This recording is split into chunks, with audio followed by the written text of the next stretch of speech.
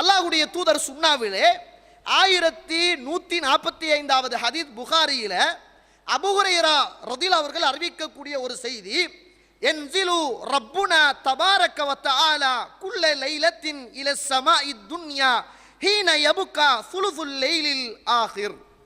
அல்லாஹ் தஆலா ஒவ்வொரு நாளும் இரவின் பிந்திய மூன்றில் ஒரு பகுதியிலே அல்லாஹ் தஆலா அடிவானத்துக்கு வருகிறான். பகலில் அல்லாஹ் தஆலா வருவது கிடையாது. ஒவ்வொரு நாளும் இரவின் 3 பிந்திய பகுதியில் அல்லாஹ் ரப்புல் ஆலமீன் அடிவானத்துக்கு வருகிறான். வந்து அல்லாஹ் தஆலா கேட்கிறான், மை யதுஊனி, என்னை அழைப்பவர்கள் யார் இருக்கிறார்கள்? ஃபஅஸ்தஜீப லஹு, அவர்களுக்காக நான் பதிலளிக்க காத்திருக்கிறேன். மை யஸ்அலனி ஃபஉதியஹு, என்னிடத்தில் யார் கேட்க இருக்கிறார் அவருக்கு நான் கொடுக்க இருக்கிறேன்.